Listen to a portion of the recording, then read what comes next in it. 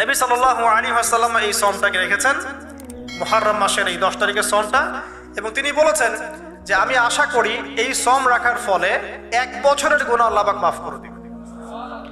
এবং একজন সাহাবী এসে জিজ্ঞাসা করছিলেন যে কোন মাসের রোজা রমাজান মাসের পরে সর্বোত্তম। নবী সাল্লাল্লাহু আলাইহি ওয়াসাল্লাম বলছেন রমাজান মাসের পর সর্বোত্তম সওম হচ্ছে মুহররম মাসের সওম। 3-4টা বিষয় নবী সাল্লাল্লাহু আলাইহি ওয়াসাল্লাম কখনো ছাড়তেন না।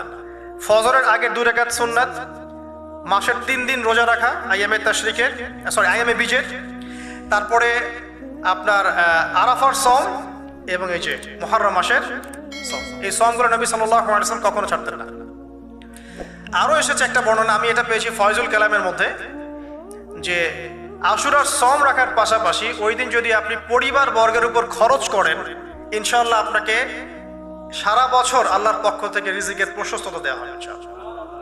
তো পরিবার বর্গের প্রতি আপনি খরচ করতে পারেন। এখন এই যে ঘটনা দেখেন, এই ঘটনার মূল পিছনে গল্প কি? জালেমের ধ্বংস, মাজলুমের মুক্তি, তাই তো?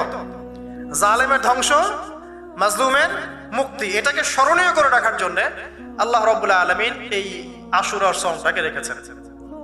নবী সাল্লাল্লাহু আলাইহি ওয়াসাল্লাম বলেছেন যে ইহুদিরা একদিন রাখে, 10 তারিখে সওম রাখে।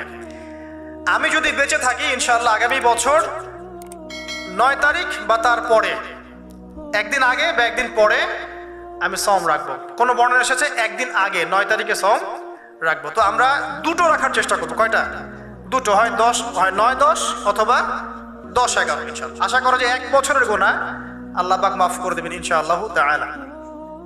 এক মুহূর্তের মধ্যে, মানে এক দিনে পুরো ফেরাউন এবং ফেরাউনের যত সেনাবাহিনী আছে একদিনের মধ্যেই শেষ, পৃথিবী থেকে চিরবিদায়। আল্লাহ পাক এত চমৎকার করে কথাটা বলেছেন, কাম তারাকু মিন জান্নাতি ওয়া উয়ুন, তারা কতই না বড় বড় জান্নাত মানে বাগান এবং প্রস্রবণ পার হয়ে চলে গেল। ওয়া কুনুজি ওয়া মাকামিন কারীম, কত সুন্দর সুন্দর জায়গা তারা ছেড়ে দিয়ে চলে গেল। এবং তারা ধাওয়া করতে লাগলো ফেরাউন মুসার বাহিনীকে। যখন তারা ডুবে গেল, ফামা বাকাত আলাইহিমুস সামাউ ওয়াল আরদ, তাদের জন্য আসমান এবং জমিনের কোন সৃষ্টি 1 ফোঁটা চোখের পানিও ফেলে নাই।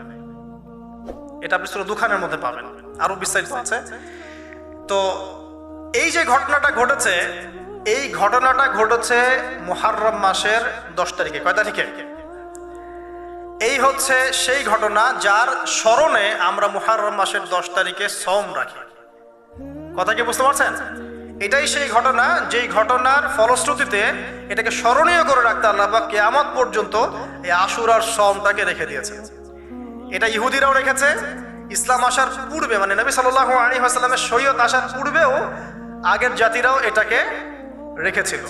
আর বেশি বেশি মুহররম মাসে সওম রাখতে পারেন, ইস্তেগফার করতে পারেন, তাসবিহ তাহলিল করতে পারেন। এবং এই মাসে যে ঘটনাটা ঘটেছে আপনার মুসা আলাইহিস সালাম এবং ফেরাউনের, এই ঘটনাটাকে চর্চা করবেন, এটাকে প্রচার করবেন, প্রসার করবেন, এর মধ্য থেকে শিক্ষাগুলোকে নিজের জীবনে বাস্তবায়ন করার চেষ্টা করবেন ইনশাআল্লাহ তাআলা। আল্লাহ পাক সবাইকে তৌফিক দান করুন।